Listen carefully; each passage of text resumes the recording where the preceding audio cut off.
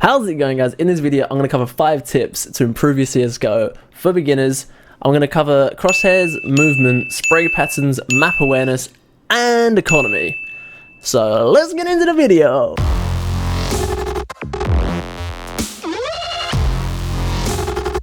Right, okay, so crosshairs. So the first thing you do when you go into CSGO and you load it up, you get this crosshair. This is like the default crosshair. It'll be this one or similar. It might be a little bit different. I'm not sure. I think they changed it.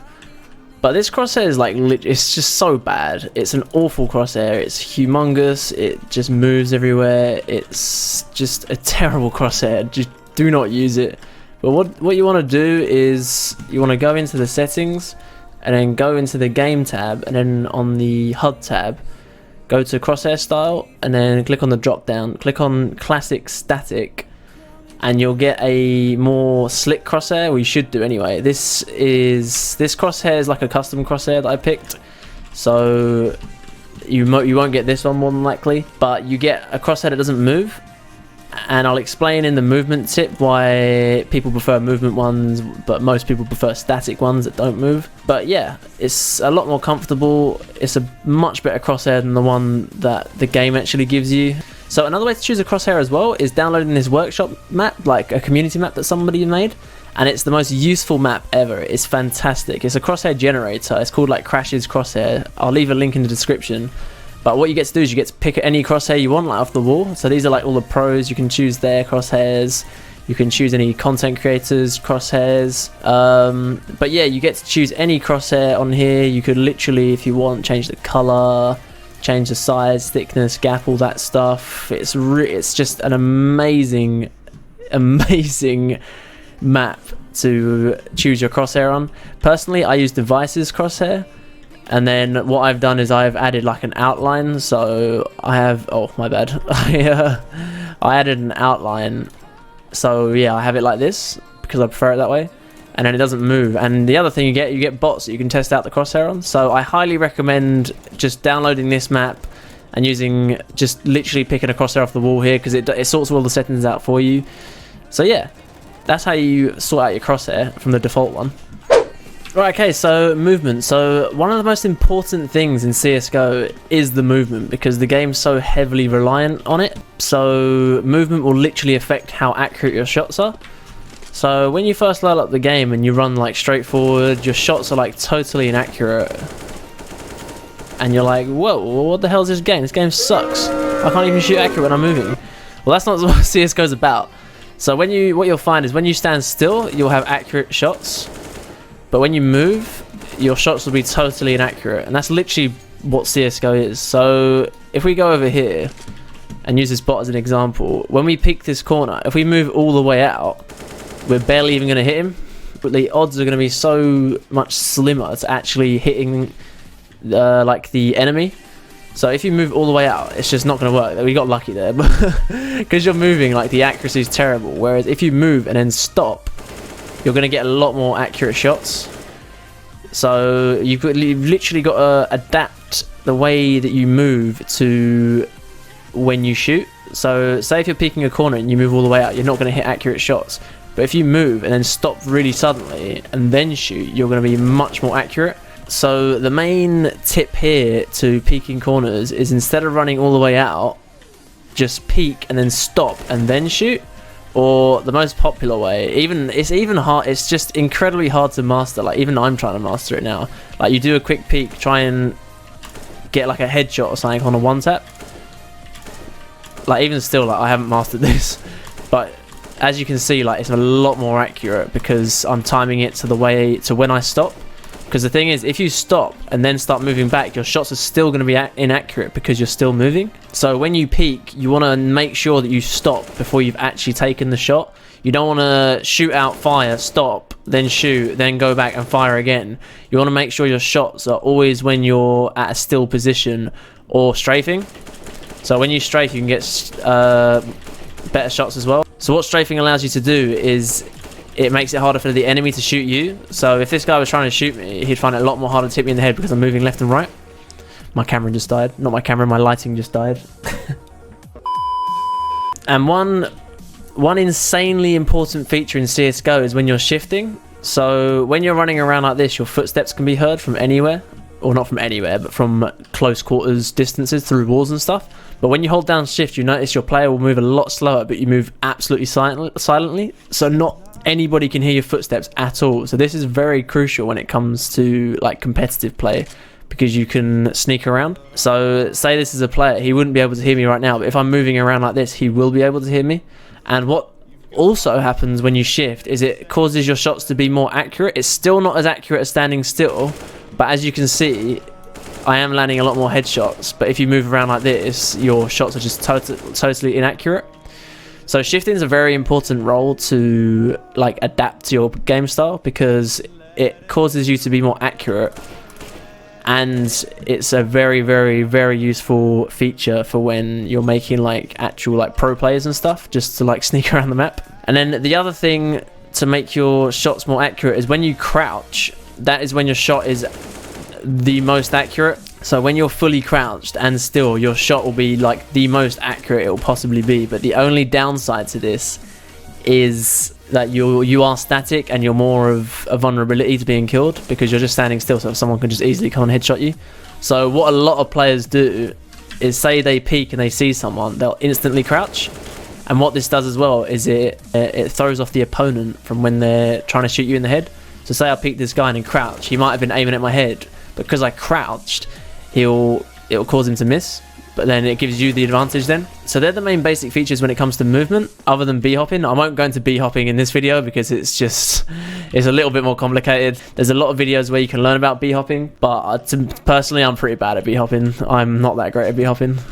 So going off all the movement in CSGO leads me on to the spray patterns. And the spray patterns, again, is literally one of the most important things when it comes to the game. So when you fire your gun, you'll notice if you just don't move your mouse at all, your gun's just going to keep going up and up and up to a certain point where it gets to this sort of level.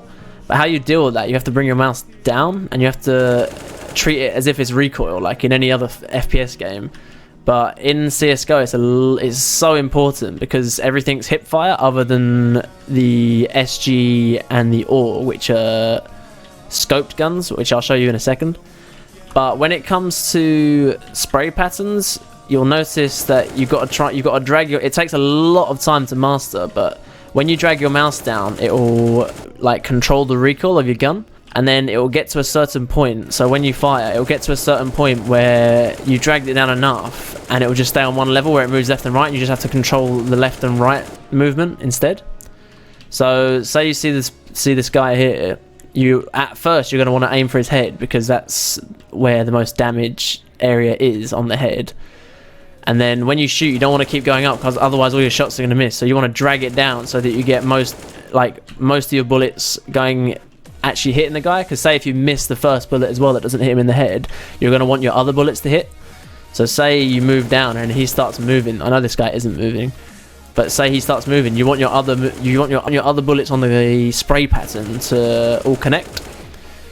So it's pretty straightforward, spray patterns. Like, they're pretty easy to understand because it's just like recoil in any other FPSs. It's just literally mastering it, like, because it just takes so much practice. And another thing is, what you'll notice, if you do it close to a wall here, it will be really accurate.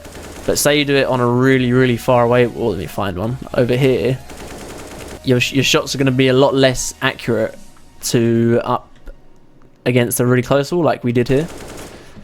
And again, that comes into a lot of practice because I mean, look, that's terrible. That's not even that's really spread out. So you'll struggle to actually hit someone at range if you're using sprays. So what I tend to do at long distances is I use like single shot or burst shot. So if this guy's all the way over here, instead of spraying like that and all my bullets missing, I'll just tap away instead at his head. And then the best way to like do stuff like this, especially if it's like a 1v1, like just spray a little bit, get into cover so you can like readapt to your movement so that you can peek again, change like angles or something, and then just keep tapping away. And then if someone comes really close, so if you peek like this sort of distance, you're going to want to spray because you'll get most fire rate out of the gun that's going to be accurate. Whereas from long distances, it will be inaccurate with the fire rate. So that's mainly spray patterns. It's not very hard to understand spray patterns. It's pretty straightforward. It's just literally playing the game and mastering it. All I can say about spray patterns is just literally recoil, but just like the CSGO version of recoil. I'll quickly show the scoped guns. So there's 2 scoped guns in this game other than the AWP, which is the sniper. But the 2 assault rifles that are scoped are the AUG and the SG. I can't remember the full name for the SG. It's just basically called the SG. But with these guns, you can literally scope in, and a lot of players prefer these guns literally because of how they are, like the way you can scope in. And they are more accurate, but they do less damage. So if I hit him in the head, if I hit this guy in the head, if he had body and armor, again something I can describe in a different video, it will do a lot.